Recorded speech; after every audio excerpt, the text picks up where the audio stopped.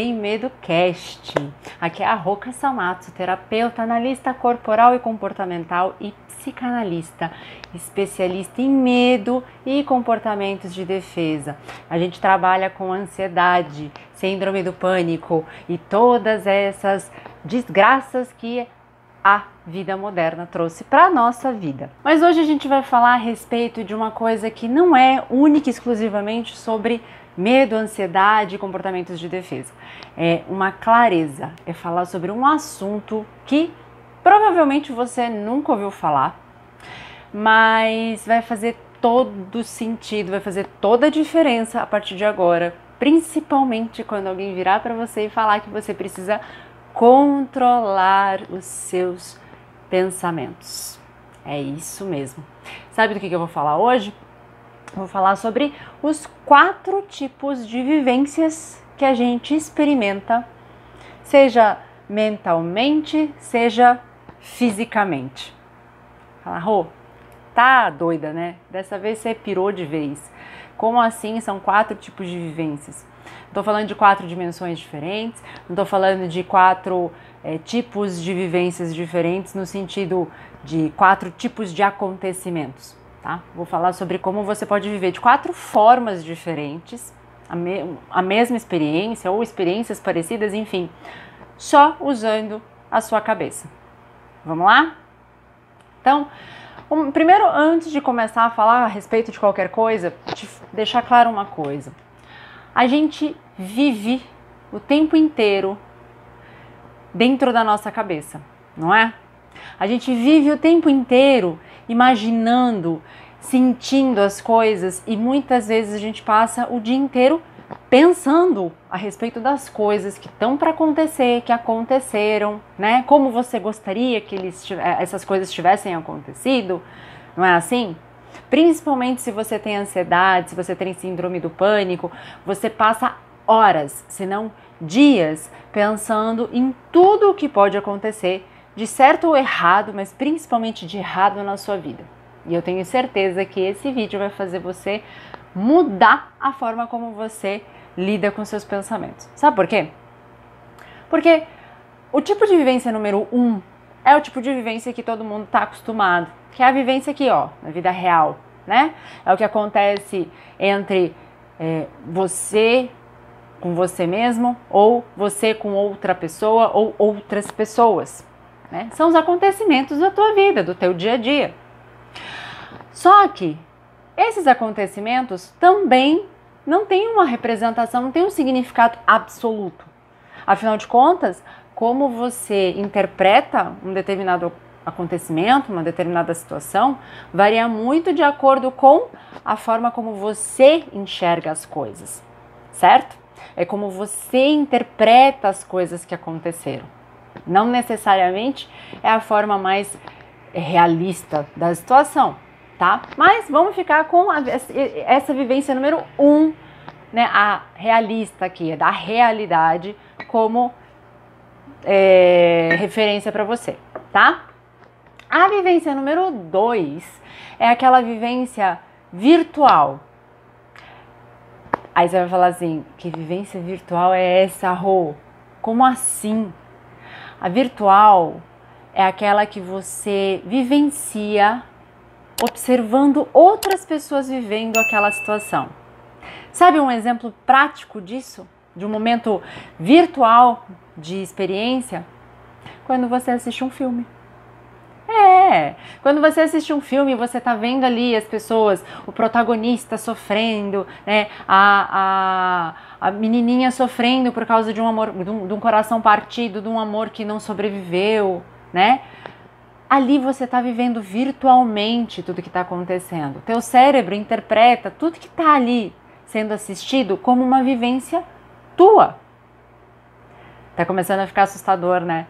Mas como assim? Meu cérebro interpreta aquilo como se eu estivesse vivendo aquilo.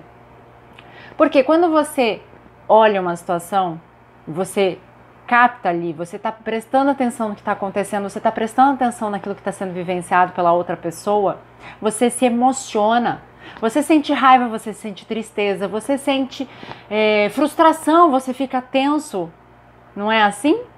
Teu cérebro está vivenciando essas experiências. E para o teu cérebro não tem diferença entre o que está acontecendo de verdade e o que está sendo assistido.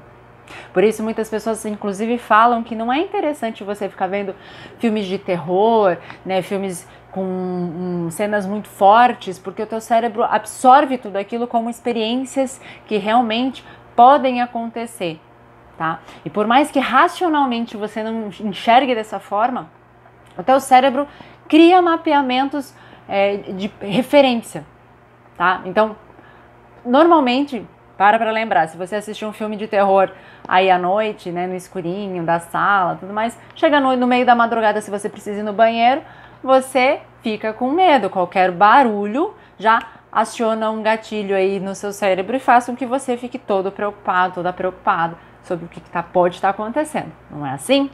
Então, fica a dica com relação a vivências virtuais. E qual que é o outro tipo de vivência, Rô? Terceiro tipo de vivência é a vivência simbólica.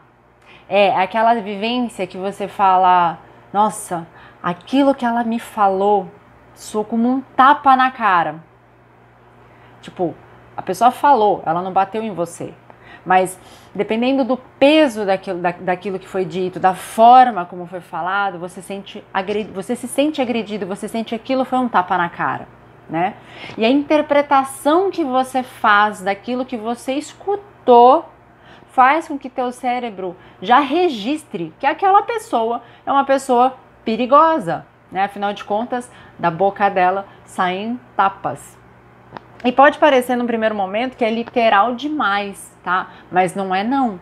Quando a gente fala sobre o nosso cérebro ele tem formas muito rápidas de mapear experiências que a gente vive, tá, no nosso dia a dia, para justamente prevenir que você se coloque em situações de risco, situações perigosas, situações desconfortáveis novamente.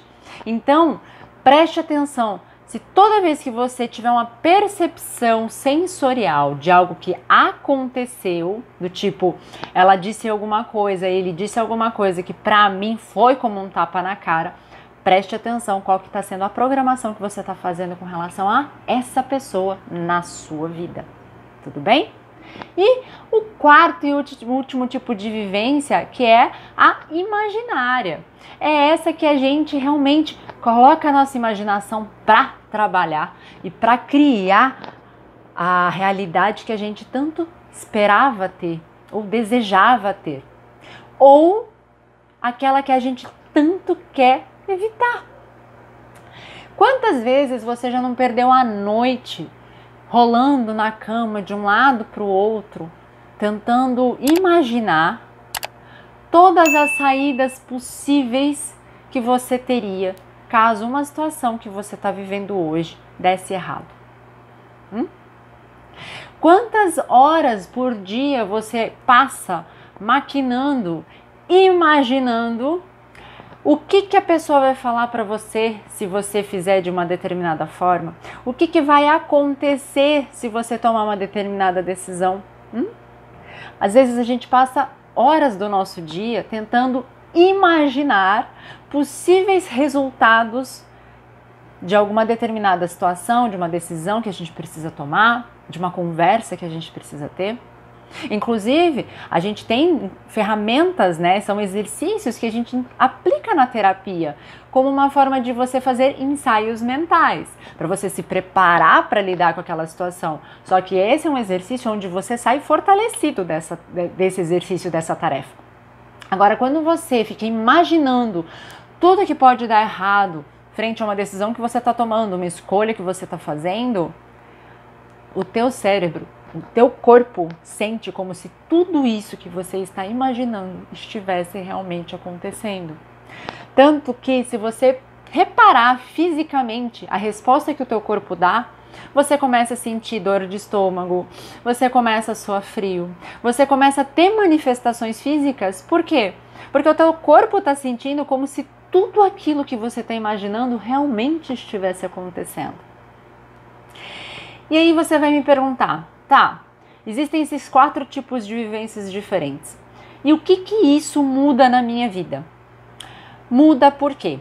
Se você está ouvindo esse podcast, provavelmente você tem medo, ansiedade, você tem síndrome do pânico ou você já teve e você está preocupado em ter uma recaída, tá?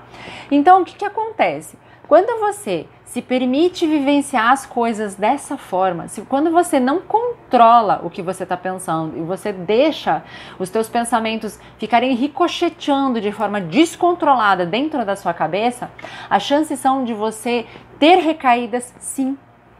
Por quê? Porque toda vez que a gente pensa, toda vez que a gente tem uma vivência, o nosso cérebro registra aquilo como uma experiência a ser repetida ou a ser evitada. E aí, quando você deixa o teu pensamento tomar uma direção para pensamentos de prevenção, de ficar imaginando o que você precisa fazer para evitar um grande problema, para você ficar imaginando possíveis saídas para um problema que não existe ainda, nem está lá, mas você já fica imaginando, não, porque se der errado, eu vou fazer isso, isso e isso. Porque se a pessoa falar determinada coisa, eu vou falar isso, isso e isso. Né? Você está vivenciando tudo isso com ela, você está fazendo tudo isso com ela já, na sua cabeça, mas o seu cérebro não consegue diferenciar o que você está pensando do que você realmente está vivendo. Então, se você quer ter uma vida saudável, mentalmente, emocionalmente também, você precisa controlar os teus pensamentos, entender que o seu cérebro, uma vez que você imagina, uma vez que você assiste, uma vez que você interpreta as coisas que estão acontecendo ao seu redor, o teu cérebro está absorvendo tudo aquilo como experiências que você está vivendo. Não importa se são coisas que realmente estão acontecendo diretamente com você, mas são vivências que você está acumulando. Então você precisa tomar muito, mas muito cuidado com a qualidade das informações que estão chegando até você. Evite ficar assistindo novela, evite ficar assistindo noticiário que só fala sobre tragédia. Evite absorver conteúdo, ter acesso a conteúdos que não vão te fazer bem.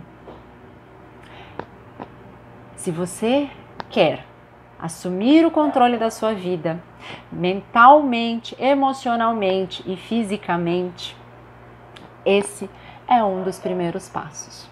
E esse foi o Sem Medo Cast da semana.